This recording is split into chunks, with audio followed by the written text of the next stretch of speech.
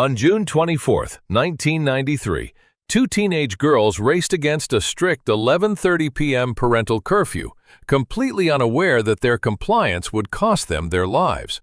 You will see exactly how this tragic night in Houston dismantled a notorious street gang and forced the American legal system to completely rewrite its rules for grieving families. Imagine walking down a familiar neighborhood path under the humid Texas night sky, focused entirely on the ticking hands of your watch.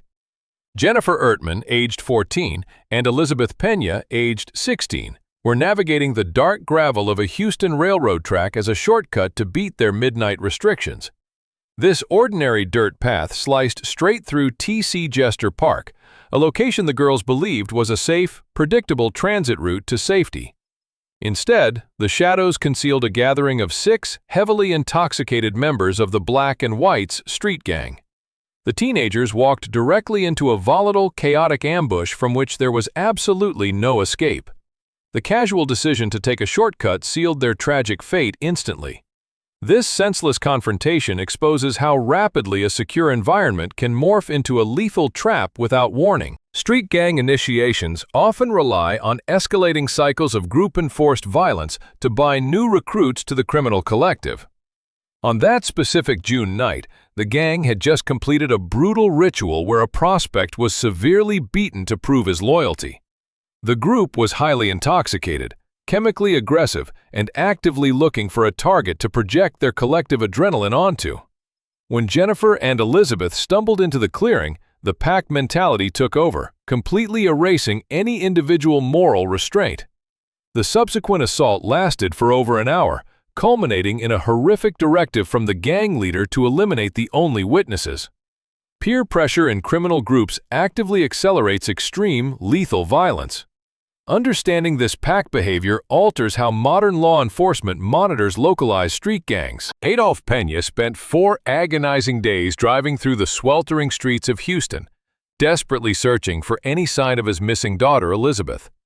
The Houston Police Department deployed canine units and helicopters across the dense brush of T.C. Jester Park as hope steadily dwindled for the families. On June 28, 1993, searchers uncovered the hidden, decomposed bodies of both girls deep within the woodland undergrowth near the train tracks. The sheer brutality of the scene shocked seasoned homicide detectives, who immediately vowed to hunt down the anonymous killers. A community's absolute worst nightmare became an undeniable reality that morning. This agonizing 4-day vacuum highlights the devastating psychological toll inflicted on families before the official investigation even yields answers. A single anonymous tip from a terrified citizen broke the case wide open within 48 hours of the discovery. The woman contacted detectives after overhearing her teenage brother-in-law boasting about a gang assault in the park. Police acted immediately on this precise intelligence, conducting simultaneous raids across Houston to arrest 6 core members of the Black and Whites gang. Under intense interrogation, multiple suspects signed full confessions, detailing the entire sequence of events. The investigation yielded 6 swift arrests and 6 immediate confessions, absolute legal ruin. One courageous phone call completely shattered the gang's wall of silence. This swift breakthrough proves that community intelligence remains the most effective weapon against organized street crime. If you believe these families deserve justice, hit the subscribe button right now to help us expose more critical historical cases. We are moving directly into the intense courtroom battles that triggered an unprecedented international showdown. What happens when a local capital murder trial spirals into a massive international diplomatic crisis? The state of Texas prosecuted the adult offenders aggressively, securing multiple death sentences in Harris County courtroom sessions by 1994. However, one specific conviction involving a suspect named Jose Medellin triggered a fierce intervention by the Mexican government. Mexican officials appealed directly to the International Court of Justice, arguing that Texas authorities had violated the 1963 Vienna Convention by failing to inform the suspect of his right to consular assistance.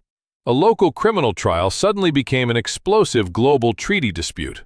This legal escalation shows that even clear-cut domestic criminal cases can be disrupted by complex international diplomatic frameworks. While international diplomats debated abstract legal treaties in Europe, the state of Texas flatly refused to back down from executing the condemned men. The United States Supreme Court ultimately intervened in the 2008 landmark case Medellin versus Texas, ruling that international court decisions are not automatically binding on domestic state courts unless Congress passes specific enabling legislation. This monumental ruling cleared the way for the execution of Jose Medellin via lethal injection on August 5, 2008, despite intense pressure from the United Nations. Texas explicitly prioritized state criminal penalties over global political pressure. This constitutional showdown fundamentally redefined the precise boundaries between American state courts and foreign legal bodies. Legal definitions of maturity can retroactively dismantle existing death row sentences decades after a violent crime occurs. Many assume a death sentence is permanently set once a jury rules, but constitutional shifts can entirely rewrite those final outcomes. While older offenders Peter Cantu and Derek O'Brien were successfully executed, co-defendants Efrain Perez and Raul Villarreal faced an entirely different legal landscape. In 2005, the United States Supreme Court issued a sweeping constitutional ruling in Roper v. Simmons, declaring the execution of individuals who committed crimes under the age of 18 to be cruel and unusual punishment. Because Perez and Villarreal were both 17 years old during the 1993 Park ambush, their active death sentences were automatically commuted to life prison terms. Age limits permanently altered the execution roster in America. This landmark judicial pivot demonstrates how evolving constitutional interpretations can directly overwrite the final punishments of convicted criminals decades after their trials. The true legacy of Jennifer Ertman and Elizabeth Pena lives on through the permanent revolution of modern American victim rights. Before this case, families were largely sidelined during the sentencing phase, muted observers in a clinical legal process. Adolph Pena fought fiercely to change this, becoming the first relative in Harris County history to read a formal victim impact statement directly to the faces of the convicted killers in an open courtroom. Furthermore, the family successfully pressured the Texas Board of Criminal Justice in 1996 to alter its ancient rules, finally allowing close relatives of victims to witness executions. Grieving parents forced the legal system to listen. This massive grassroots shift guarantees that the human cost of violent crime can never be ignored by defense attorneys or judges during sentencing. Engage with local victim advocacy groups to preserve these critical constitutional rights in your community, as analysts project that expanding digital victim impact portals will modernize these rights globally by 2030. The tragic loss of Jennifer Ertman and Elizabeth Pena in a Houston park altered the course of American legal history forever. Their families transformed pure grief into systemic reform, rewriting victim advocacy laws and establishing critical boundaries for international legal disputes. To understand how another historic Texas case fundamentally reshaped modern law enforcement procedures, click on our breakdown of the severe tracking laws linked on your screen right now.